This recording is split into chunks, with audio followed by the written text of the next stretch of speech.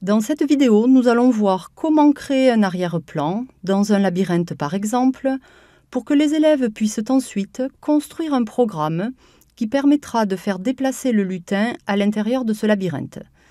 Voici l'arrière-plan que l'on souhaite créer. Nous allons maintenant voir comment faire. Nous voici dans l'interface de Scratch. Nous allons d'abord sélectionner l'arrière-plan de la scène, puis nous cliquons dans l'onglet Arrière-plan. Nous allons mettre cet arrière-plan en couleur. On sélectionne la couleur, jaune par exemple, et avec l'outil remplissage, nous remplissons l'arrière-plan. Ensuite, nous revenons sur notre lutin, nous cliquons sur Script et nous allons lui faire tracer le labyrinthe. On a placé un bloc réinitialisé qui comprend 6 blocs.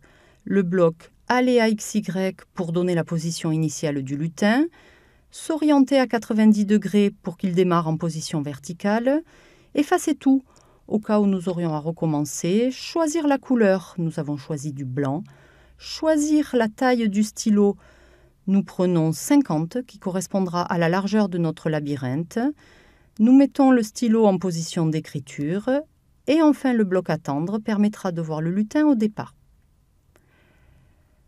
Nous devons maintenant créer le programme qui va nous permettre de tracer notre labyrinthe.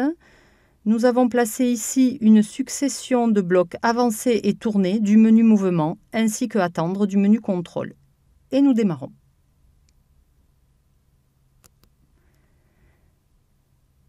Donc le labyrinthe est tracé. On place le bloc caché à la fin du programme qui va nous permettre de récupérer cette figure comme arrière-plan sans le lutin pour faire travailler les élèves. L'arrière-plan est maintenant créé. Pour récupérer cet arrière-plan, on fait un clic droit sur l'écran de prévisualisation et nous sauvons cette image.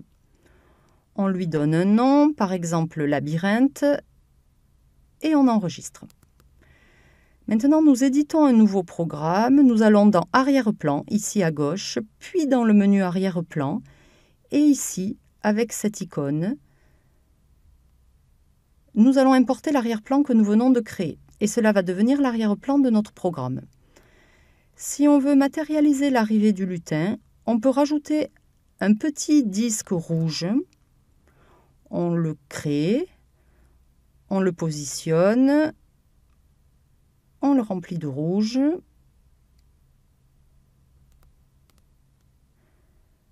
On peut aussi ajouter du texte. Pour du texte, on préférera le mode vectorisé qui nous permettra de déplacer le texte, de le modifier plusieurs fois, alors que le mode bitmap ne permettrait pas de modification après coup. On sélectionne l'outil texte, on se positionne sur l'écran, on écrit objectif, atteindre le disque rouge.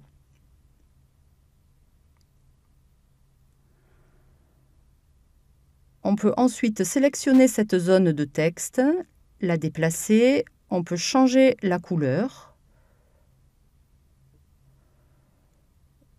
et puis changer la police aussi. Parfois, il est mieux de prendre la police Donegal pour avoir les caractères accentués. L'arrière-plan est maintenant fini, on revient au lutin et à son script. Le lutin est beaucoup trop grand par rapport au labyrinthe qu'il va devoir parcourir. Pour diminuer la taille du lutin, on sélectionne cette icône ici en haut. On clique plusieurs fois sur le lutin pour le mettre à la taille voulue. On vérifie en le positionnant dans le labyrinthe que la taille est bonne. On peut ensuite sauvegarder ce programme, l'appeler labyrinthe élève et le donner aux élèves afin qu'ils créent le programme pour faire déplacer le lutin dans ce labyrinthe.